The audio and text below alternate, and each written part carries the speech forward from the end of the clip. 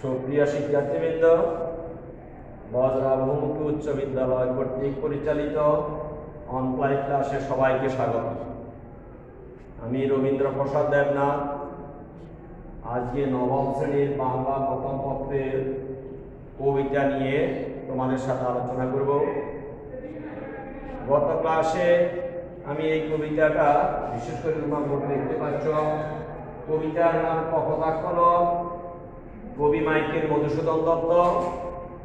আমরা গতদিন তোমাদের সাথে কপোতাক্ষ নদের পরিচিতি, কবি পরিচিতি এবং কপোতাক্ষ নদের যে বৈশিষ্ট্য সনেট বা চতুর্দশপদী কবিতা বলি, মাইকেল মধুসূদন দত্তের জীবনী বিস্তারিত আলোচনা করেছি।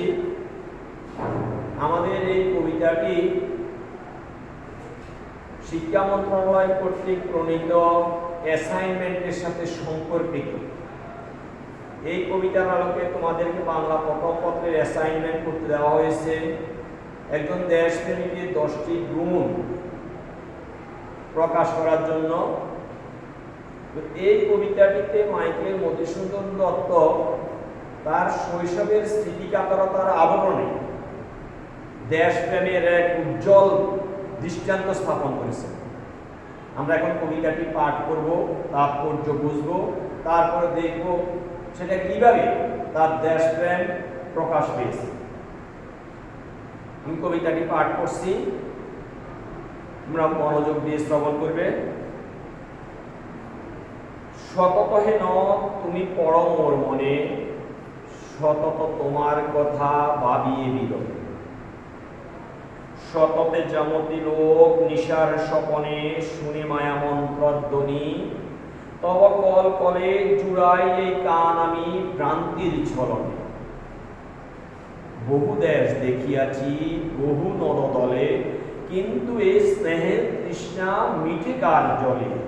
দুগ্ধ স্রোত রূপী তুমি জন্মভূমি স্তনে। এখানে একটা জিনিস লক্ষ্য করো,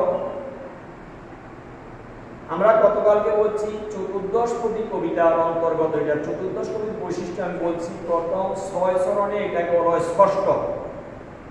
এখানে বাবের আবর্তনা দেওয়া থাকে, অর্থাৎ কবি যে জিনিসটা বোঝাতে চান, যে জিনিসটাকে প্রকাশ করতে চান, সেটা এখানে প্রকাশ করা হয়। এখানে বাবের আবর্তনটা দেওয়া আছে। কবি এখানে কপোতাক্ষকে স্মরণ করেছেন। কিভাবে স্মরণ করেছেন? কবি মাইকেল মধুসূদন দত্ত যখন ফ্রান্সের বার্সাই নগরীতে অবস্থান করছিলেন, তখন তার একসময় মনে হয়েছিল হয়তো কখনো এই দেশে আর ফিরে আসা সম্ভব হবে না।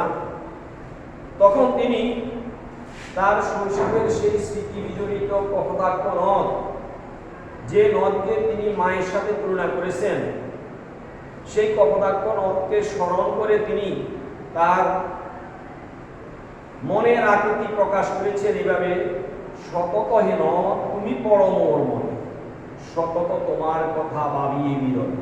অর্থাৎ আমরা যখন কেউ, অর্থাৎ তোমরা এখন ছোট বুঝবে না, কিন্তু আমরা যখন যারা বড় আছে, যারা কর্মের তাগিদে কর্মসংস্থানের খুঁজে বিদেশ চলে যায়, ঘরে তার প্রিয়া স্ত্রী, তার সন্তান, মা বাবা ফেলে যায়, তখন সবসময় তার মনের মণিকুঠায় এইদের স্বপ্নটা, এদের স্মৃতিটা তার জাগরিত হয় যখন সে কাজ থেকে বাসায় ফিরে আসে।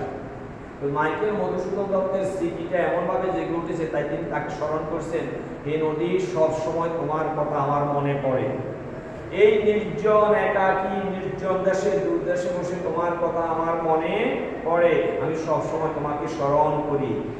যেমন করে লোক রাত্রে নিশাকালে স্বপ্ন দেখে, কিন্তু সেই স্বপ্নটা কখনো বাস্তবায়িত হয় না।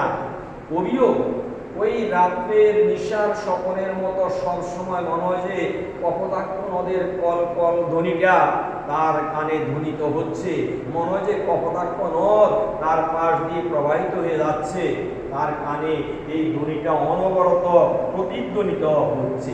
তাই বলছেন তিনি, জুড়াই এই কান আমি ভ্রান্তির ছলনে। এখানে ভ্রান্তি অর্থ ভুল, ভুল করে আসলে এটা কখনো সম্ভব না, তিনি তা জানেন, কিন্তু তার সেই মনের মণিকোঠায় যে স্মৃতিটা জাগরিত হচ্ছে, তিনি তার কাব্যিক ছন্দে মনের ভাবটা প্রকাশ করেছেন। তারপরে বলছেন, বহু দেশ দেখিয়াছি বহু নদ বলে, কিন্তু এ স্নেহের তৃষ্ণা মিঠে কার জলে, দুগ্ধ স্রোতরূপী তুমি জন্মভূমি স্তনে। দেখো কি কথাটা বলছে কবি। তার জীবনে, কর্মজীবনে, লেখাপড়ার কারণে দেশে বিদেশে বিভিন্ন দেশে ভ্রমণ করেছেন, বিভিন্ন স্থানে গিয়েছেন, কিন্তু এই কপোতাক্ষ নদের জল পান করে যে স্নেহের তৃষ্ণা তিনি নিবারণ করেছেন তা কোথাও সম্ভব হয় নাই। তাই কপোতাক্ষ নদের জলকে তিনি মায়ের দুধের সাথে তুলনা করেছেন। এর চেয়ে বড় বহিঃপ্রকাশ আর কিছুই হতে পারে না বলে আমি মনে করি। কারণ কবি এখানে তার একেবারে সর্বস্ব উজাড় করে দিয়েছে। একটা সন্তানের নিকট মাতৃদুগ্ধ যেমন প্রিয় এবং পবিত্র, তিনি সেই কপোতাক্ষ নদের পানিকে তার সেই মায়ের দুধের সাথে তুলনা করেছেন, যা না হলে সন্তান পরিপুষ্টি লাভ করে না, বেঁচে বাঁচতে পারে না। তাই তিনি বলছেন, দুগ্ধস্রোতরূপী তুমি জন্মভূমি স্থানে। আর তিনি স্নেহের তৃষ্ণার কথা বলেছেন। আমি আবার বলছি, স্নেহের তৃষ্ণা বলতে হচ্ছে যখন আমরা পিপাসার্থ হই, আমরা জল পান করি, পিপাসা নিবারণ করি। তিনিও কপোতাক্ষ নদের জল পান করে পিপাসা নিবারণ করেছেন, কিন্তু কপোতাক্ষ নদের জলের মতো এত সুপেয় জল আর কোথাও তিনি পাননি। তাই তিনি বলছেন, বহু দেশ দেখিয়াছি বহু নদ বলে। এ হচ্ছে কবি আকৃতি, এটা হচ্ছে ভাবের আবর্তনা। তিনি কপোতাক্ষ নদকে এইভাবে সম্বোধন করেছেন যে, কপোতাক্ষ নদ তুমি আমার কাছে এমন। পরের চরণগুলো দেখো, মনের আক্ষেপ, আকুতি, মিনতি, আর কি হবে দেখা, কি একটা আক্ষেপ তা দেখো। যতদিন যাবে প্রজারূপ রাজরূপ সাগরের দিকে বাড়িরূপ পরতুম, এই মিনতি গাবে বঙ্গজনের কানে, সখে সখারিকে নাম তার প্রকাশে মজি লয়েছে যে তব নাম বঙ্গের সঙ্গীতে। এটা হচ্ছে কবিতার মূল ভাবের পরিণতি। অর্থাৎ এই অংশে যায় কবি তার মনের সমস্ত আবেগ ভালোবাসা দিয়ে তিনি তার দেশের প্রতি অকৃত্রিম ভালোবাসাটা, অকৃত্রিম শ্রদ্ধাটা প্রকাশ করেছেন। কেমন দেখো, কিন্তু তার মনের আক্ষেপ, মানে কবির মনে কষ্ট জেগেছে, হয়তো আর কখন বলছে আর কি হবে দেখা। কবির কষ্ট আর হয়তো কখনো এই কপোতাক্ষ নদের সাথে তার সাক্ষাৎ হবে না, দেখা হবে না। যতদিন যাবে প্রজারূপে রাজরূপ সাগরের দিকে বাড়িরূপ করো তুমি। এখানে একটু খেয়াল করো, বলছে আমরা যেমন দেশে বাস করতে হলে সরকারকে একটা কর বা খাজনা দিতে হয়, ট্যাক্স দিতে হয়। ঠিক কবি এইভাবে দেখিয়েছেন, নদী কি করে তার জলগুলাকে খাজনা হিসাবে, কর হিসাবে সাগরকে উপহার দেয়। কারণ আমরা দেখি যখন গ্রীষ্ম আসে তখন আমাদের বড় নদী, ছোট নদীগুলো আস্তে আস্তে খাল বিল জলাশয় শুকে আসতে নদীর দিকে দাবিত হয়। নদীর জলগুলো আবার আস্তে আস্তে সাগরে পতিত হয়। আবার সাগরে যখন উত্তাল জোয়ার আসে, এইগুলা জোয়ারের স্রোতে নদী থেকে বিভিন্ন খালে বিভিন্ন পথে প্রবেশ করে।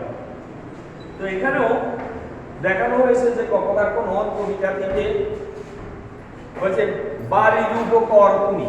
বাড়ি শব্দ হচ্ছে জল, এখানে কর শব্দ হচ্ছে খাজনা। একই কর বিভিন্ন অর্থে ব্যবহৃত হয়। যেমন কর, এই কর একটা হচ্ছে খাজনা। আবার কর আরো শব্দ হচ্ছে হার। আবার কর আরো অর্থ হচ্ছে ক্রিয়াপদ, কর। তাহলে বাক্যে প্রয়োগের পর করের ব্যবহারটা আসবে। প্রথম হইছে এখানে বলা হয়েছে বাড়িরূপ কর তুমি, অর্থাৎ তুমি জলটা তুমি খাজনা হিসাবে সাগরকে উপহার দাও। আবার যদি আমি বলে যাবেন আমার কর কমল স্পর্শ করো, তখন এটা হইব হাত স্পর্শ করো। আবার তুমি কাজটি করো, তখন এটা ক্রিয়াপদ হিসেবে ব্যবহৃত হবে। তাহলে এখানে করের অর্থটা বুঝতে হবে, নইলে বাক্যের অর্থ বোঝা যাবে না। তাহলে এখানে কর কমল মানে হাত, এখানে বাড়িরূপ কর তুমি, অর্থাৎ তিনি আবেদন জানাচ্ছেন, হে কপোতাক্ষ নদ, তুমি যতদিন তোমার জলের দ্বারা সাগরে কর বা খাজনা হিসেবে প্রবাহিত হবে, ততদিন তুমি আমার কথাটা বঙ্গজনের কানে পৌঁছে দিও। বলছে গাবে, বলছে বাড়ির কর্মী এই মিনতি গাবে, কবির পারত না। বঙ্গজনের কানে শখে সকারিতে নাম তার এ প্রবাসে মজি প্রেমভাবে রয়েছে। যেমন অর্থাৎ তুমি যেমন তোমার জলটা খাজনা হিসাবে সাগরকে উপহার দিতে পারবে যাবে, ঠিক আমার কথাটাও তুমি বঙ্গজনের কানে তোমার এই কল ধ্বনির মাধ্যমে জানিয়ে দিও, শুনিয়ে দিও। বঙ্গজন আবার বাংলার মানুষ যেন আমাকে স্মরণ রাখতে পারে। আর আমি ওই প্রবাসে, আমরা আগে বলছি প্রবাস শব্দের অর্থ হচ্ছে বিদেশ, কারণ তিনি এই কবিতাটা লিখছেন ফ্রান্সের বার্সাই নগরী থেকে। তাই বলছি এই প্রবাসে মজে প্রেমভাবে রয়েছে যে তব নাম বঙ্গের সঙ্গীতে।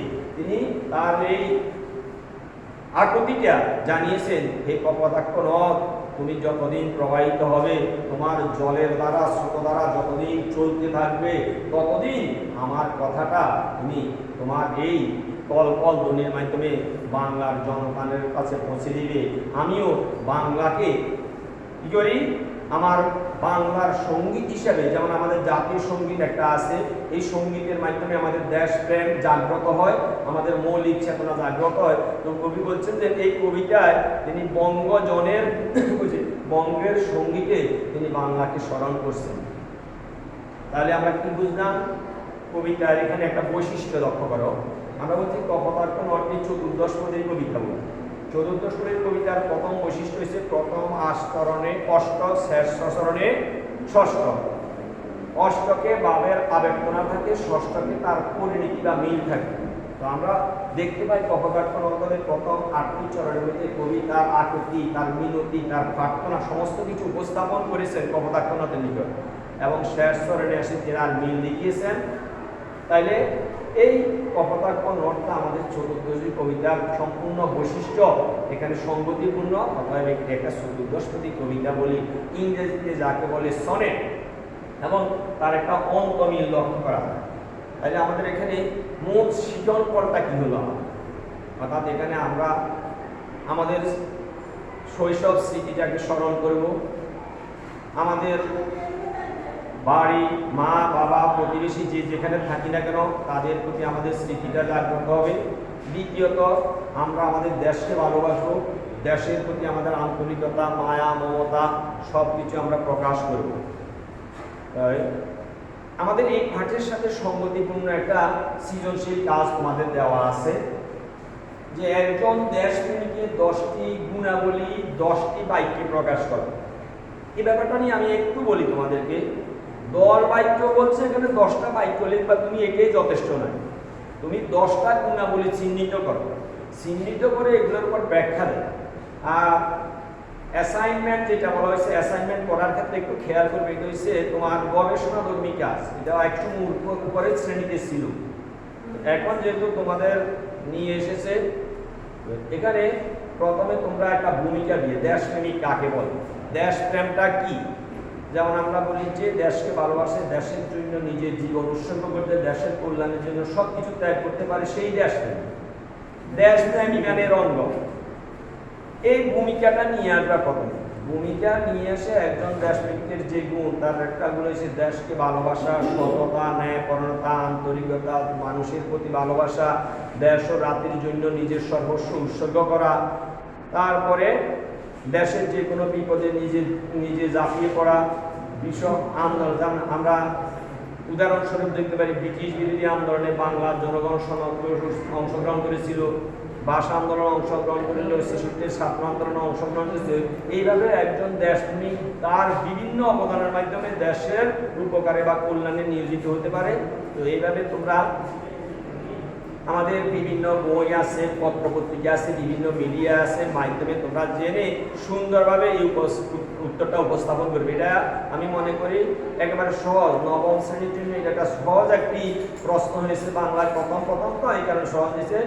একজন দেশপ্রেমিকের 10টি গুণাবলী তুমি এইভাবে সুন্দরভাবে সাজিয়ে খাতার মধ্যে প্রথমে ভূমিকা লিখবে, এরপরে পয়েন্টগুলো লিখবে, এরপরে পয়েন্টগুলোর উপর একটা ব্যাখ্যা দিবে সুন্দরভাবে, দেখবা তাহলে তোমার আস্তে আস্তে সৃজনশীলতাও বৃদ্ধি পাবে।